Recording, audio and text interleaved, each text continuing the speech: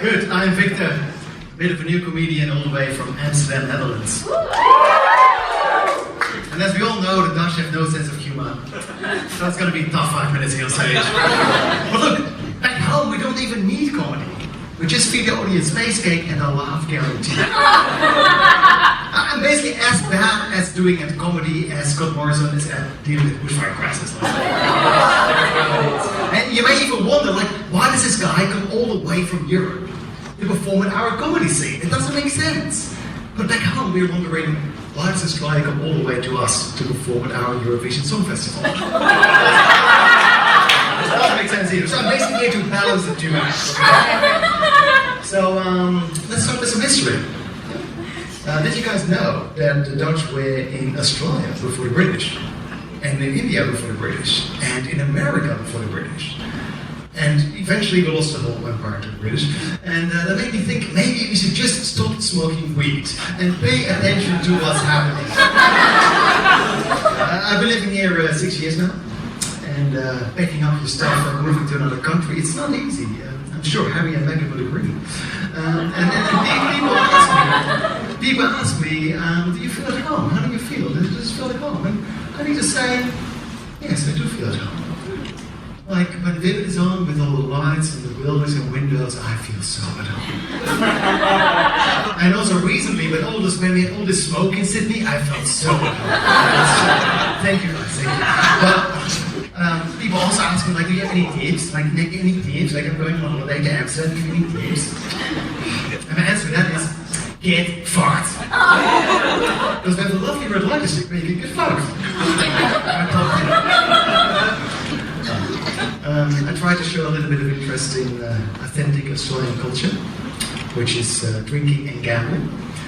Very closely related to my culture, which is boomers and weed, so I fit in very well. So I went to Redwick Grey Schools, which is not far from here, to experience your culture. And the thing was a little bit different than I expected. I saw jockeys off their horses, and girls were off their heels, and my bank account dropped dramatically after a few bets. And I thought, I'm just not good at picking the right horse. I need some help with this. So I called the gambling helpline to ask which horse to bet on. And they said, stop gambling. And I was like, I need to win back my losses, okay? Useless service. Useless service. You should stop. You should stop it. But otherwise, great country, guys. That's for sure. Are there any social media influencers in the room? Anyone think on Instagram, Facebook? A little bit? Oh, anything like a famous tonight? There's one over there. Good, good. Because when I first heard about the term influencer, I thought, oh, that's someone who brings people under influence. Must be a drugs dealer. That's my cultural reference. Do you do drugs? Yes. Oh, good. We can talk. We can talk. That's really great. I'm making a night already. I made a thing, but at least there's something there. Yeah, and I noticed that influencers have some really nice quotes, like on Instagram and on Facebook, like things happen for a reason, life is meant to be, and they even tattoo it on their bodies, just in case you forget. Good strategy, good strategy. And I thought, like, oh, that's inspirational. I want to get a quote that represents me, like peace of mind, clarity of mind. So I got, pay your credit card bills on time.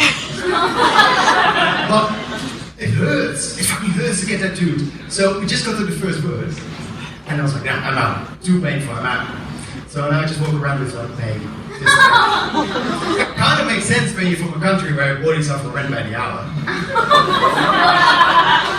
I think that's my time already. Maybe I should just stop smoking weed and pay attention. Thank you.